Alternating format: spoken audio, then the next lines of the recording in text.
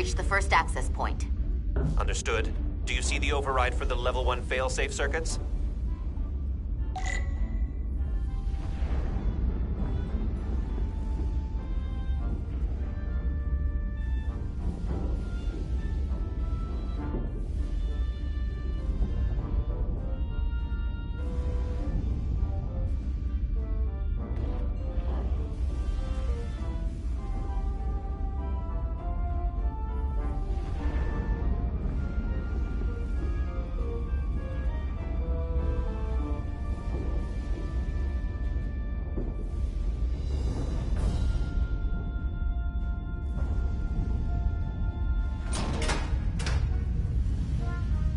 Affirmative.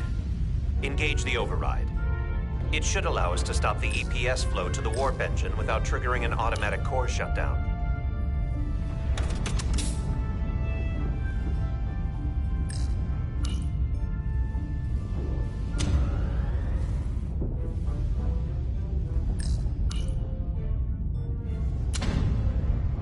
Failsafe override engaged.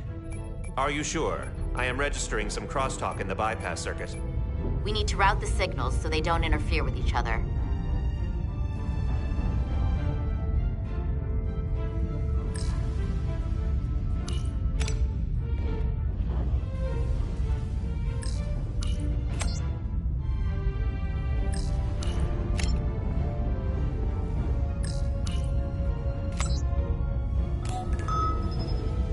Diaz to Resolute.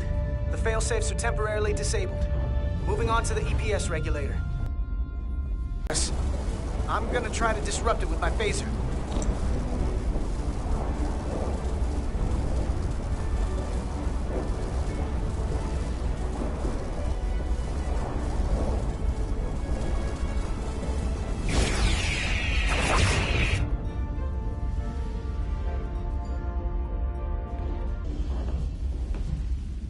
So we gotta climb up the pylon. Not that there's really an up, but, you know.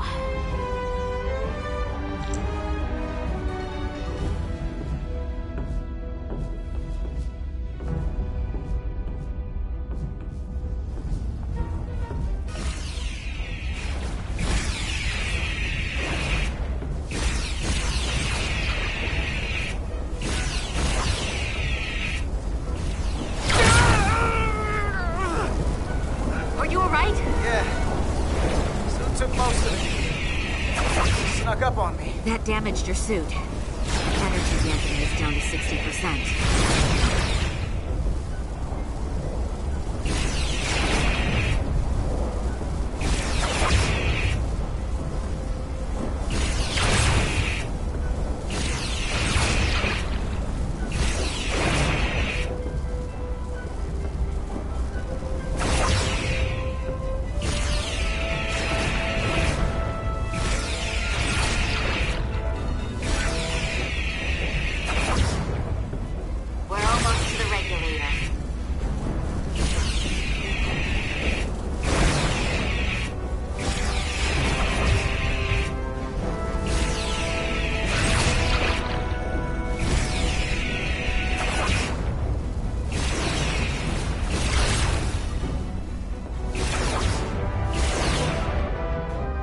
The regulator. Opening the access panel. And now halting the EPS flow to the port nacelle. We have little time before it causes an overload in the engine. You must work efficiently.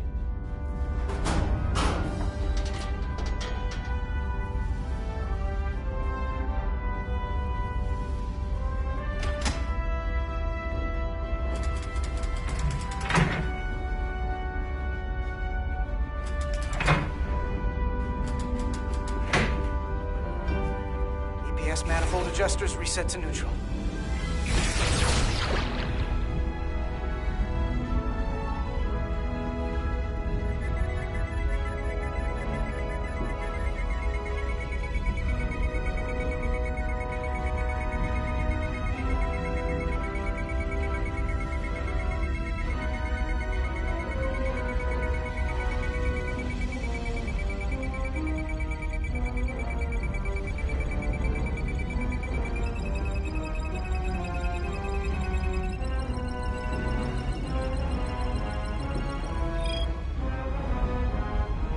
EPS lines to the port warp engine are back in balance. Almost done. Once I cycle the manifold nozzles, choke up.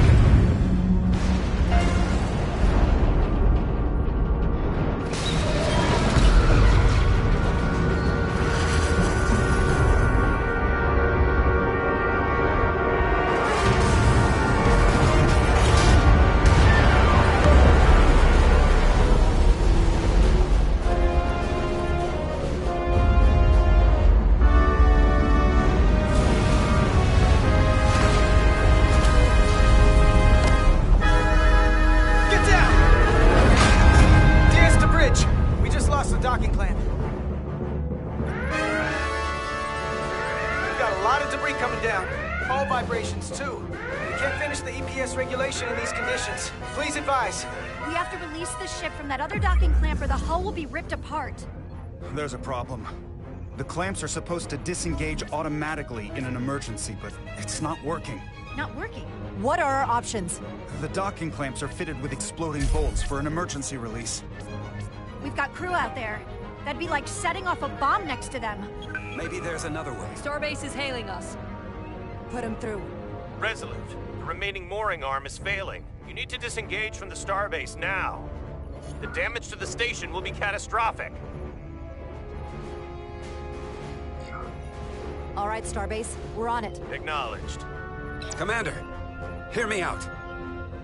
Reverse the polarity of the hull, which theoretically will repel the docking clamps. And repel the engineering crew right off the hull into the storm. This is Captain Solano. Put me on screen.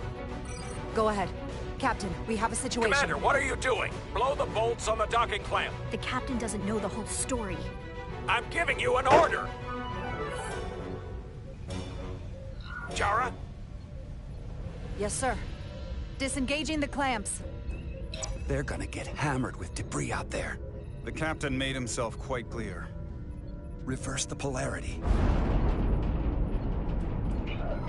There is protocol.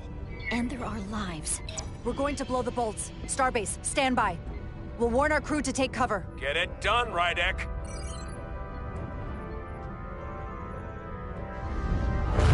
Repair crew, this is Acting Captain Jara Rydek. Be advised, you have more micro-debris incoming.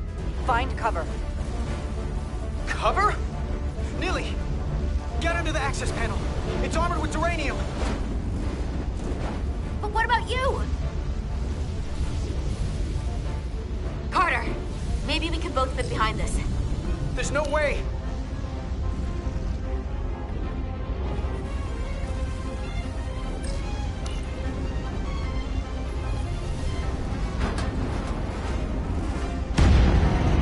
They've blown the other docking clamp. Hurry!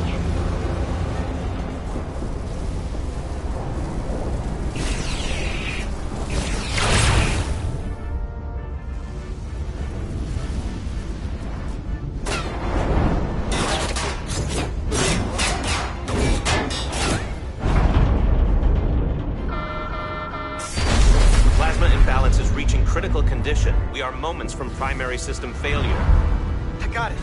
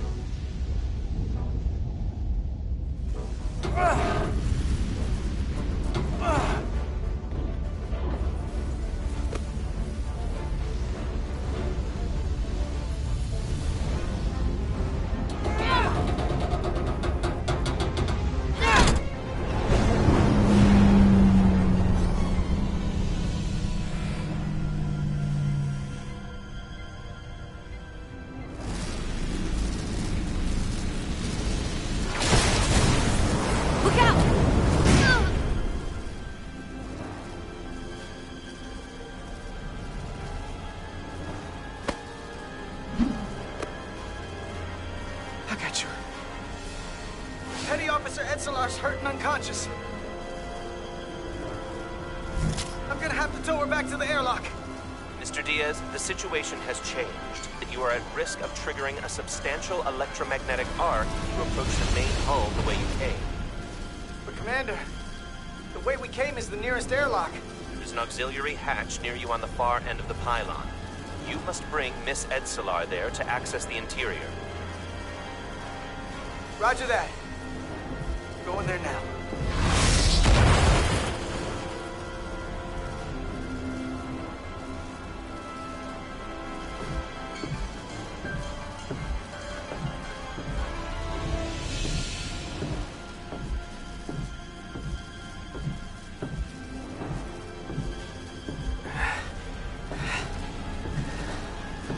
I'm at the auxiliary hatch.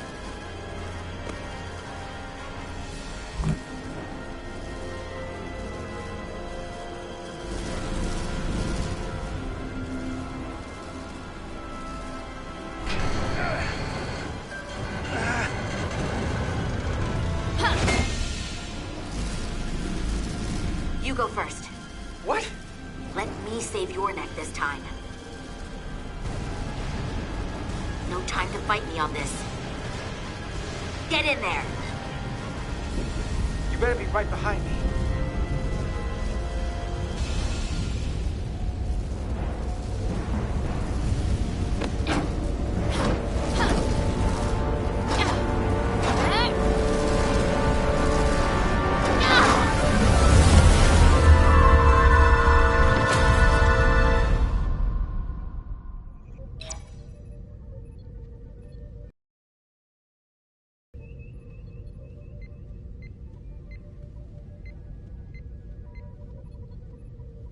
We're in.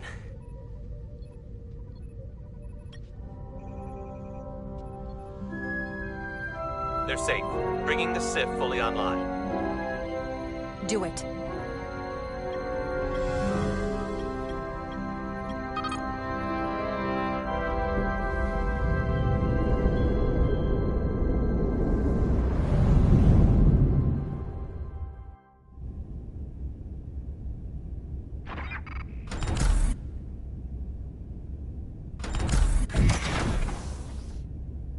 Carter! I'm okay. I'm okay. But Edsolar... Here, let me help you.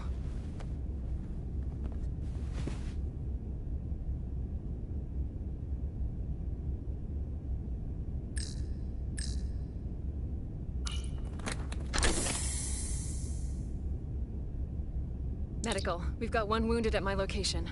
Millie. Oh, man.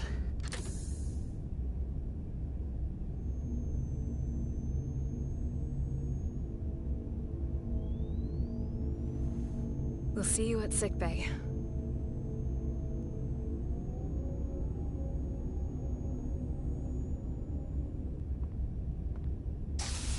Status report.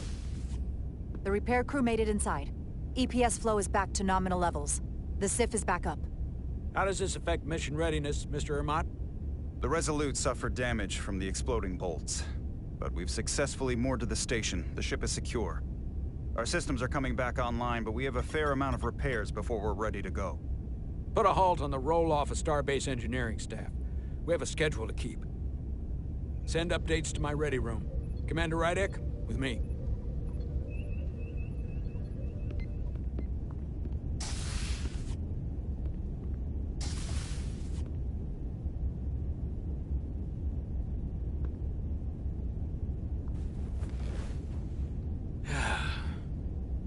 What a debacle.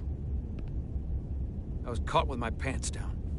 Not even on my own ship when the wave hit.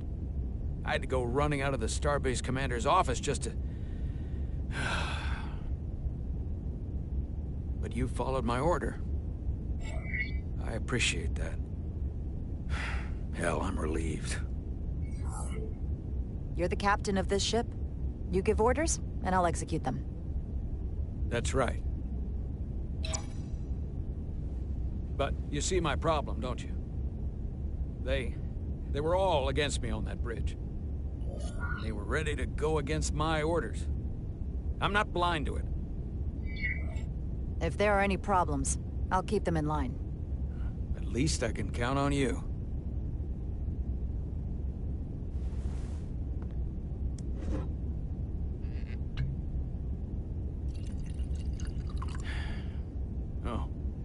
Drink? Sure.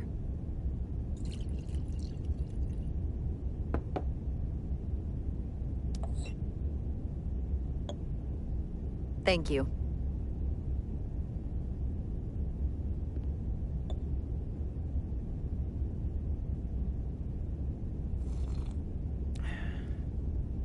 Your predecessor, Commander Sutherland, is missed. But for all the adoration of the crew, including the senior staff, I just couldn't rely on him. He would question, undermine me in front of the crew. I sometimes think they still hear his voice. That sort of thing has a way of lingering. And you can't argue with a ghost. I'm not Commander Sutherland. I'm not saying we won't have our disagreements. In fact, I'm sure we will. But I'm also sure they will be different disagreements than you had in the past. And perhaps that change will be enough. Now, this won't be easy. But I'm glad I have you here with me. Glad to be here, Captain. And despite it all, we got our final Starfleet clearance to depart. So if you'll fetch Mr. Ermot, we'll knock out the final details of any outstanding repairs, and then we'll set out for Hotari. Yes, sir.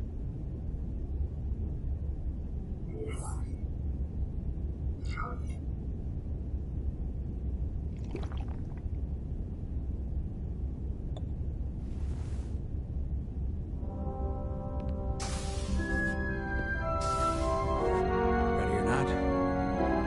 Here we go.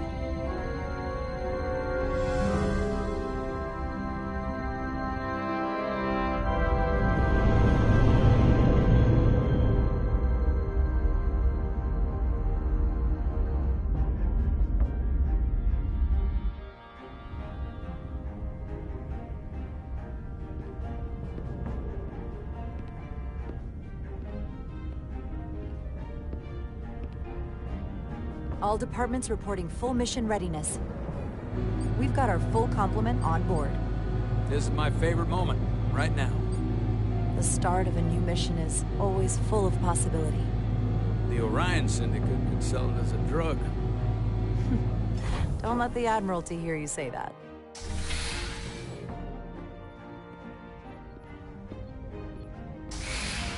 Captain on the bridge. Sit. Sit, everyone. You all know, I'm not big on speeches. We're embarking on the first mission since our refit. Let's make it a good one. Disengage docking clamps.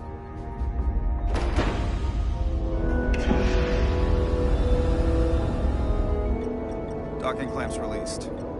Thrusters ahead, Mr. Handar.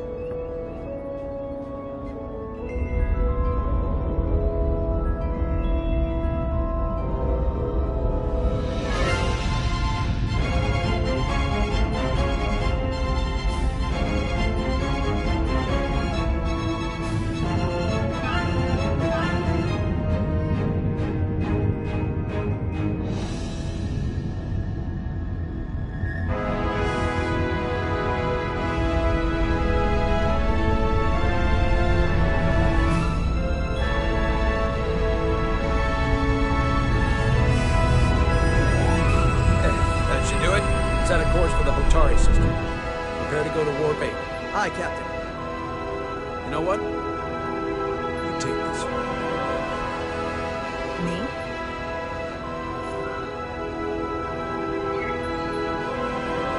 Engage.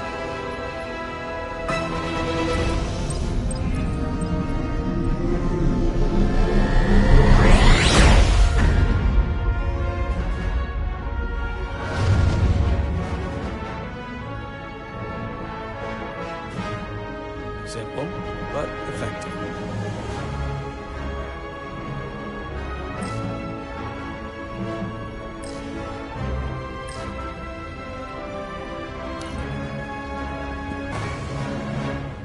Whoa.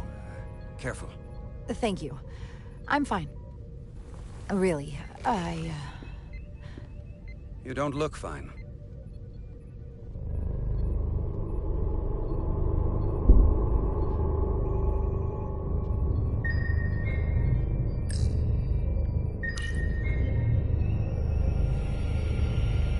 I have to get to sickbay. Go.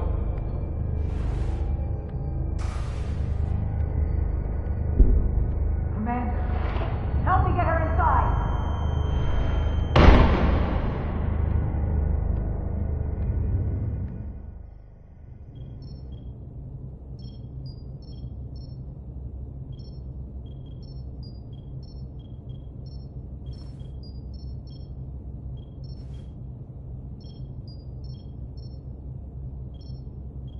Well, that was quite a scare. A few minutes more and it would have been one of the shortest tenures on record for a first officer. Is that the engineer that was out on the hull? That storm did a real number on her, but she'll live. Just needs rest. You should worry about yourself. Your duridium levels got dangerously low and destabilized your cell structure. This is definitely one of the more memorable first days I can think of. My name is Dr. Aram Duval, Chief Medical Officer. To be honest, I've never met a Kobliad before. You're... Rare. I know. I was going to say special. Your people's numbers have dwindled, despite the Federation's efforts to find a more readily available alternative to the duridium you need to survive. Yet you joined Starfleet, and managed to thrive.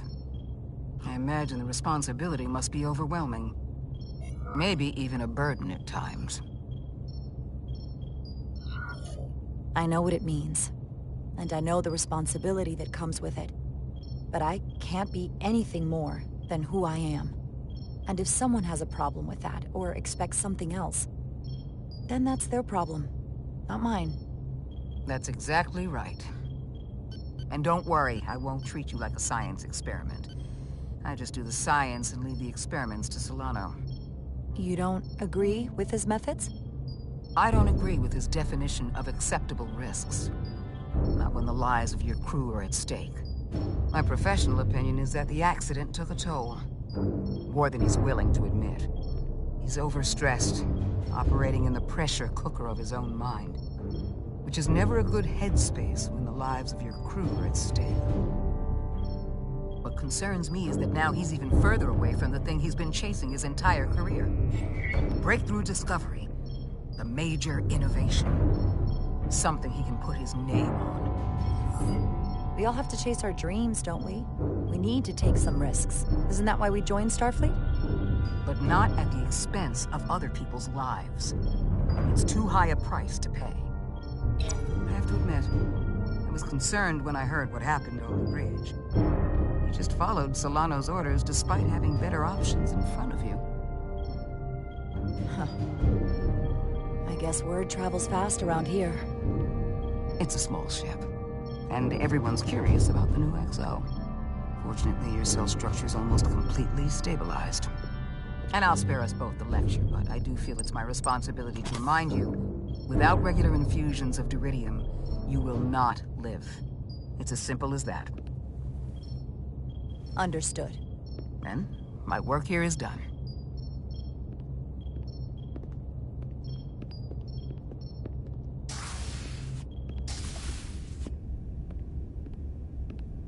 Sorry, I didn't mean to be lurking outside of sickbay. I didn't want to intrude, so it felt more appropriate to wait out here. We were all worried about you. Or I should say I was. I wasn't sure what was happening at first. But then I realized it was your condition. I'm feeling much better. Thank you. It's just part of who I am. Well, being a jerk sometimes is part of who I am.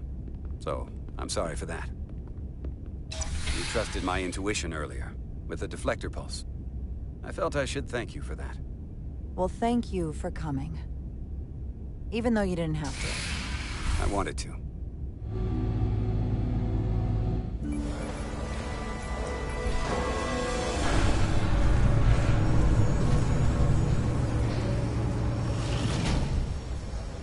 Complete the diagnostic sequence, and this shuttle will be cleared for service. Yes, sir. The storm in the Hotari region will interfere with our transporters, so we need all available shuttlecraft in working order.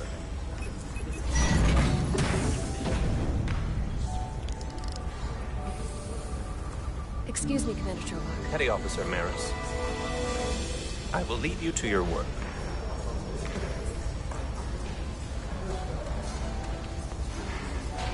I stopped by sickbay in San Luis. I figured you'd want to know.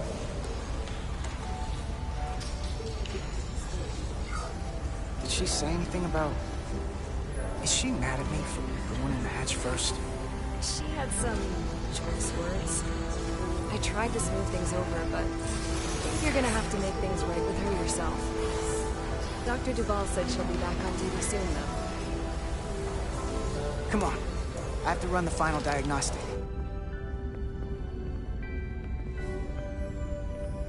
I can't stay long. I've got a long to-do list before we get to Hotari, and things are piling on faster than I can check them off. We're making all our last-minute checks and security, too. Tactical and security are short-staffed. Well, nothing's ever 100%. But we'll be good to go. And if you wait until you are ready, it's probably too late. Which is why I didn't want to wait for just the right time. I had a chance to think about this while I was away. Then you and Millie almost got killed out on the hull. And I thought it was important that I just come out and tell you. Instead of tiptoeing around it. Or worse. Now, this is just a guess, but you like me. Is that what this is? How'd you know? Must have been pretty obvious. Which is funny because it kind of came out of nowhere for me at first. Well, you know, I was hoping. I guess that makes this a little easier to say. We've been really good friends for a long time.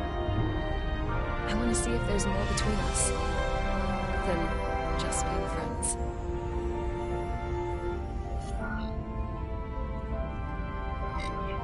You don't have to explain it. I feel the same way. There is something between us. So, do you want to find out what that something is? If it's there for you, and it's there for me, why not give it a try? Are you kidding me? I just said yes. I wanted to be sure I heard that right. These are uncharted territories. I'd call it a chemistry experiment. You know, with us. I'm just really glad that you said something. I've seen how you operate. I couldn't wait for you to make the first move. I'm glad too. So whatever happens next is great with me. Level 1 diagnostic complete. I have to get back to that to-do list. They're probably looking for me. Can't blame them.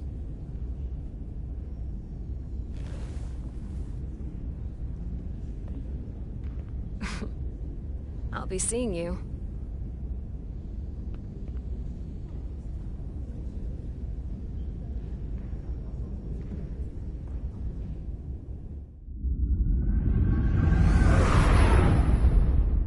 Approaching the rendezvous point outside Atari space. Helm, bring us out of warp. Dropping to impulse.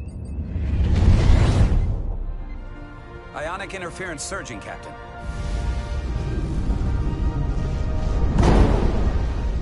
Shield integrity holding. We can take it.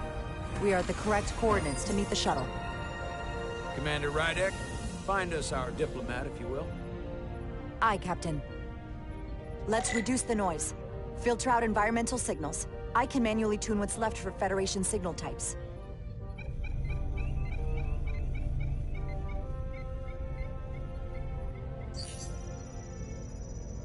I've located the shuttle. Opening comms. On screen. Shuttle to Resolute. Shuttle to Resolute. Debris field. Lost maneuvering. Losing. I can't get it any clearer. It won't get a transporter lock. It's just not happening. Power up the tractor beam. We'll pull them directly into the docking bay.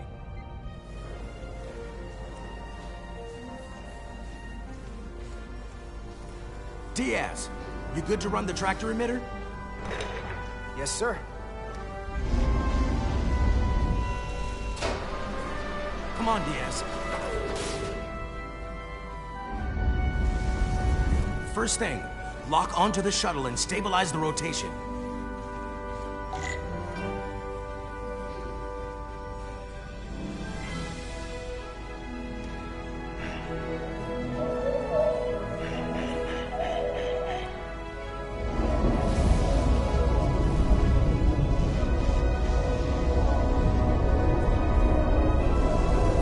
We're pulling in debris. I'm on it.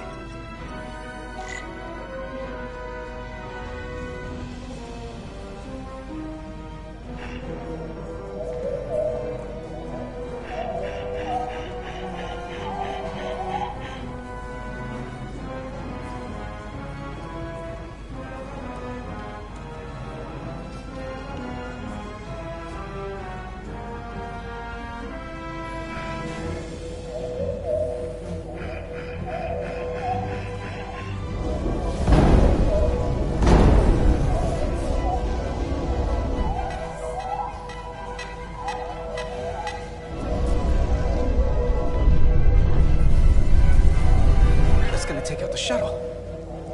There's the bridge. There's a large piece of debris headed for the shuttle. The tractor beam can't handle it. Can our shields take it? I believe so. Commander Rydek, plot an intercept course. On it.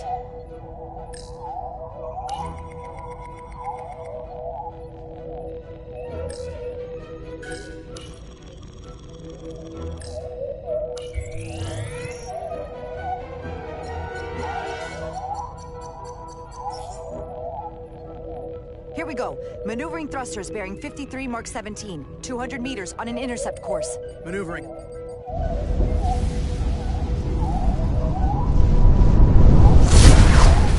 Got it.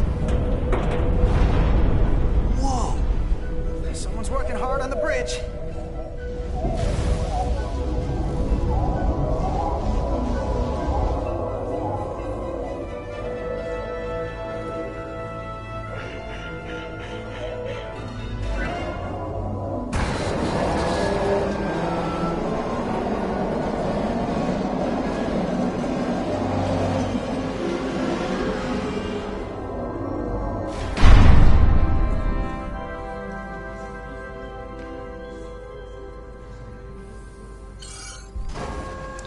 The shuttlecraft on board.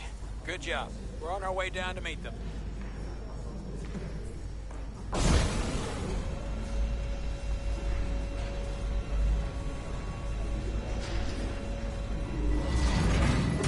Terra firma, so to speak. Ambassador Spock?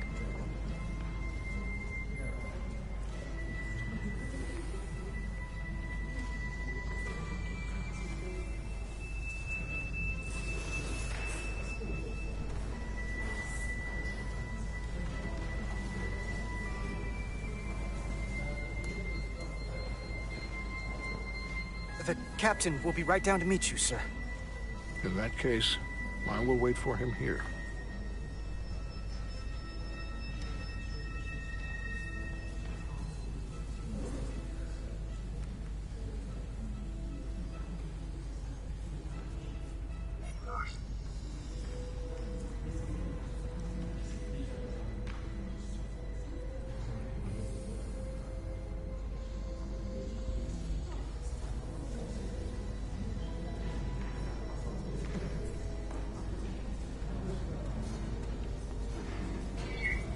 Apologies for the landing, Ambassador. I was operating the tractor beam, sir. I take responsibility. The craft suffered a few collisions, but I believe the saying is, it will buff out. We thought we were prepared for our arrival in Hotari space, but it is evident my craft was not sufficiently robust for such intense ionic activity. The storm has been pretty intense. There was an element that was most unusual. Before you came to our aid, our maneuvering thrusters and impulse engines were rendered inoperable. So we attempted a short traversal at warp speed, only to find that we could not achieve warp at all, even though our diagnostics computer showed no faults or anomalies. What do you make of that? when all indications say that warp speed is possible. But in practice, we find it is not. I'd rather investigate than speculate. A sound principle. Take readings, run some additional diagnostic checks, and we'll get to the bottom of this. Quite logical. Petty Officer... Carter Diaz. Sir. Thank you. Ambassador Spock. Excuse me. I'm honored to have you aboard. I'd like to get right to it. We're already behind.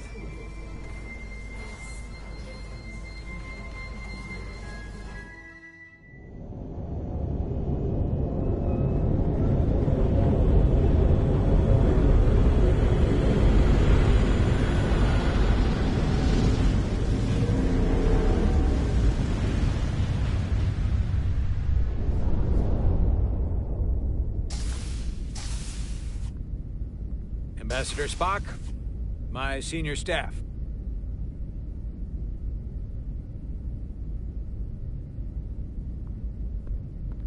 It's not every day that a captain gets to welcome a Starfleet legend aboard.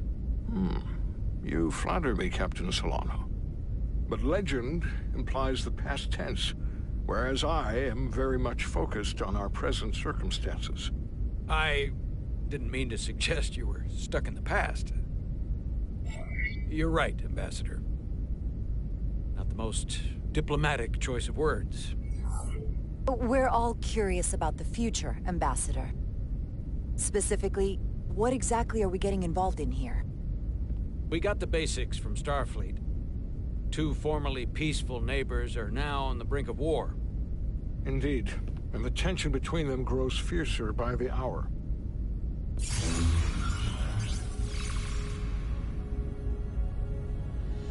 Ilidia and Hotari. Ilidians are the more advanced species. They made first contact with the Hotari over a century ago. This is Tau, the Hotari moon.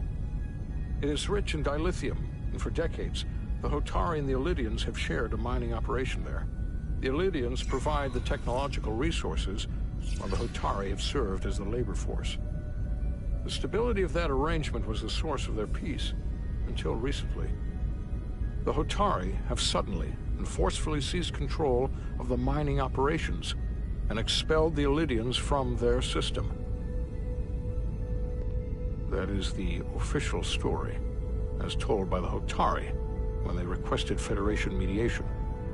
But the details remain scant.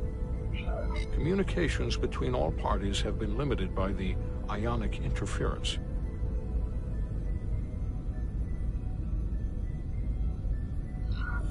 What are the Hotari defensive capabilities? Do they stand a chance to hold on to the mines now that they've taken them? It is unlikely the relatively primitive Hotari forces would prevail against the Ilidian fleet in open war. But it would have been equally unlikely to predict they could take possession of the mines until they did just that, which leaves many unanswered questions. Left unchecked, this conflict will result in more bloodshed, which is what we are here to prevent. And the dilithium trade hangs in the balance. Clearly, the Hotari have been exploited in this relationship. Maybe we can persuade them peace is the more profitable alternative for everyone. They both profited from the mines. And for the Hotari, something is better than nothing. Peace is our objective, after all. That is correct. The Hotari just won their independence. It's hard to believe they would give that up just for profit. I agree. It would be exceedingly difficult to bring the Hotari to that position. Neither the Ilidians or the Hotari are members of the Federation, so we can't make them do anything. There is an additional complicating factor I should mention. In the past, the Federation has relied on the Ilidians as a source of dilithium. That certainly changes things. The Federation sources its dilithium from a lot of places. Yeah, and this is one of them.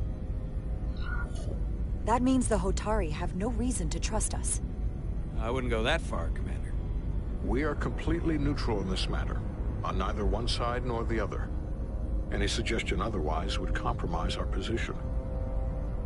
Given the Federation's involvement in the Iridium dilithium trade, Captain Solano and I must make every effort to appear neutral in these negotiations. What worries me is if this whole thing unravels, and we're at the mercy of the storm at less than full strength. We can't let it come to that. Considering what the Ion Storm has done to our ship, and the Ambassador's shuttle, we have to assume the Ilidian fleet has had problems with it as well. This recent surge in the energy disturbance temporarily levels the playing field. Commander Westbrook is correct. The energy anomalies around the Hotari systems have been noted in the past. But they have never been observed on the orders of magnitude we have seen in recent weeks. If it's keeping the two sides talking instead of shooting at each other, that actually helps us negotiate a peace. And we'll take advantage of that as long as it works in our favor. And when it doesn't?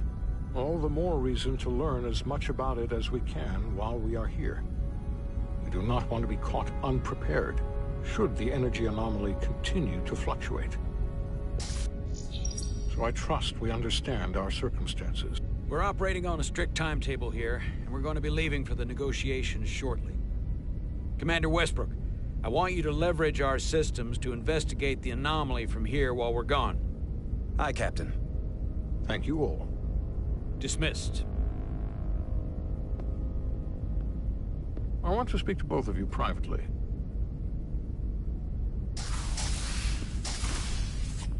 Ambassador Spock, I'd like to make a formal introduction. My first officer, Commander Jara Rydek. Commander, as you are aware, there are limits to what Captain Solano and I can do in our official capacity as representatives of the Federation. But someone in an unofficial capacity, your first officer, for example, would not be bound by those restrictions. Commander Rydek could ingratiate herself to certain parties behind the scenes, where they may be more candid in revealing information that could lead to a resolution. She certainly goes her own way. Maybe that helps in this case. It would be unconventional. I'm honored to be included in the negotiation process. You're not just included, you are instrumental. Well, I hope Commander Rydek will have more luck finding out what really happened than we will through official diplomatic channels. The fate of the negotiations, the interests of the Federation, and the prospect for peace may very well depend on it.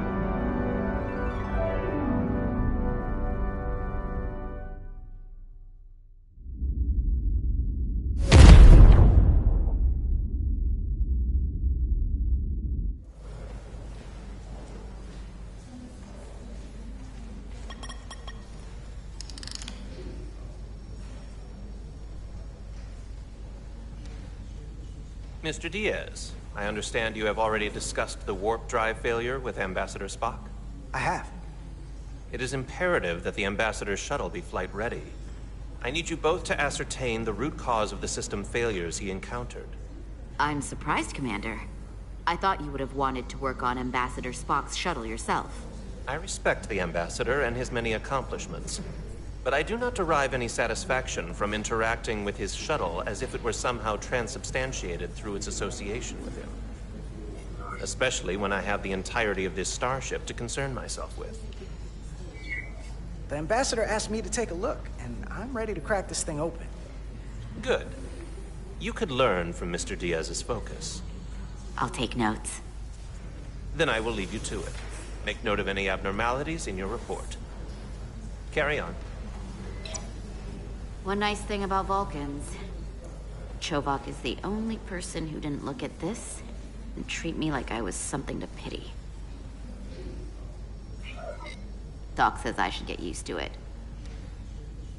Doesn't mean I want to be reminded of it every minute of the day. Hey, you won't get pity from me. I think it makes you look tough. As tough as you really are, that is. And that makes you sound pretty smart. I might need you to save me from myself next time, though. Come on. Let's get to the bottom of this.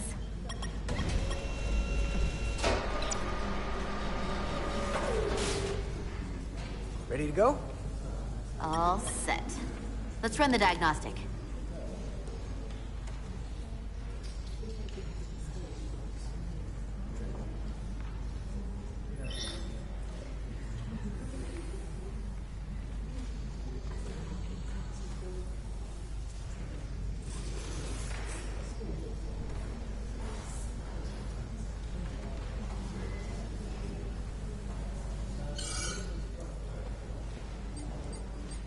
So, I know about your talk with Miranda.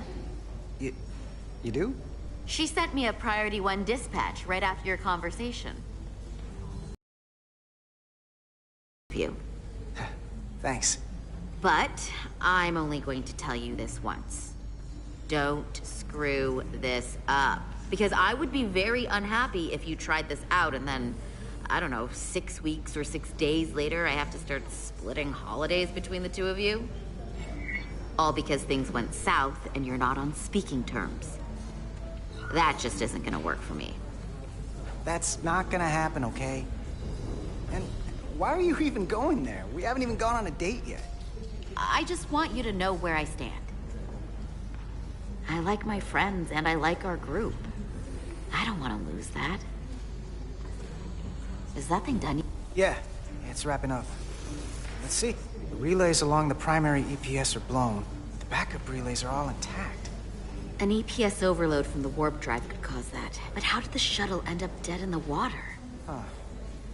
Well, maybe the ship's data recorder can tell us something.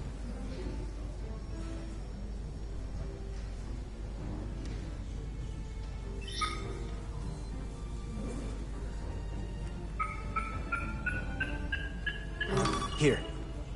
They were only about 8 minutes from their plotted warp point. No faults, just those warnings. What are they?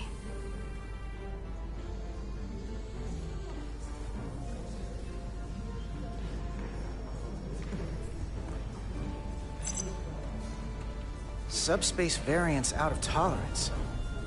What does that mean? It means the main navigation array lost sight of space somehow. Will the array going offline cause that? Yes, but it should have also thrown a fault code. The warp field became inverted suddenly. I've seen this happen when the center warp coil cracks.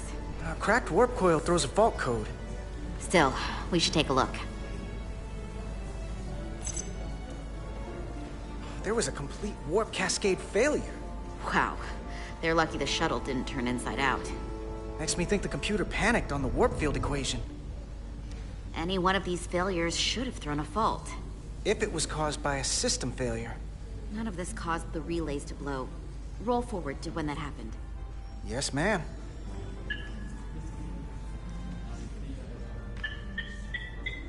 So here, they take a moment to get their bearings and they attempt to re-engage the warp drive. There. That's the relays blowing. And look, there's another warp system alert. They're all the same. Subspace variance out of tolerance, or warp inversions. Finally, there's a complete warp cascade failure. Then it's one of two things. Either a warp coil is cracked, or the navigation array is offline. That makes sense. Divide and conquer. You want to check the warp coils or the navigation array? I'll check the other. Let's not overcomplicate this. One of these systems is likely broken. I'll check the nacelles for a cracked coil.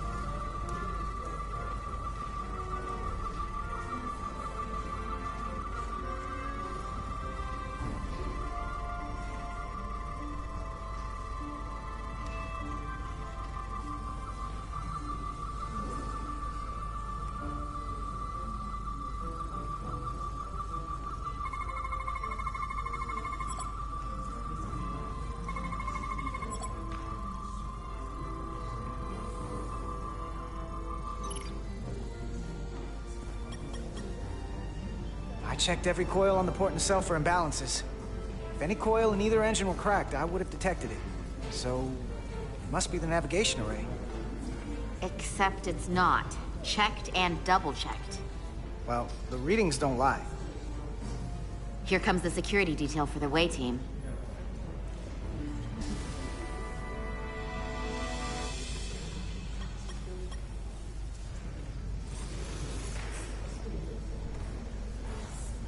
Hey.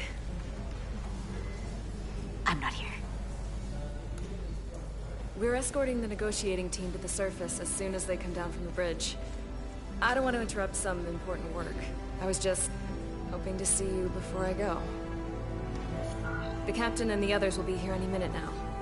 Should be an interesting ride down to the surface. Come on, I'm never too busy to make time for you. That's not true. No. But I am glad you came by. No, that's more accurate.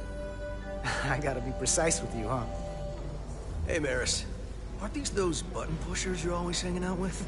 And you're the phaser jockeys we always beat in Parisi squares, right? All aboard for Hotari. That another one of the captain's railroad things? Gotta be. I just usually zone out by the time he gets to the whole, steam engines were the warp drives of their day part. Catch y'all later. You don't want to miss your train. I do have to go.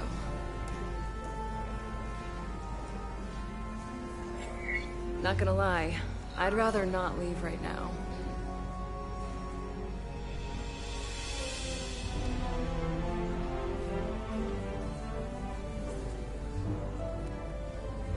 That was nice. Yeah, it was. Save some of that for when I get back. You've got a deal.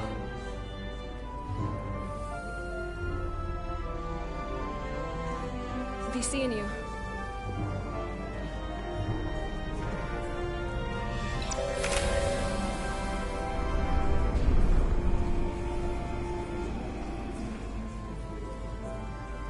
Etzelar Diaz. If you could float back down to reality, we still have a ways to go. All right, where were we? So, the warp coils in the navigation array are fine, but the nav computer doesn't seem to think so. I'm out of ideas short of field stripping the shuttle from bow to stern. You wanna take this out of the shuttle and throw it on the bench? Oh, real hands-on maintenance. I like it. Okay, the nav computer is patched into the ship. The ship's computer can double-check our work. If the shuttle's nav computer is putting out false data, we'll know it. Let's run through the shuttle's logs again. Running now.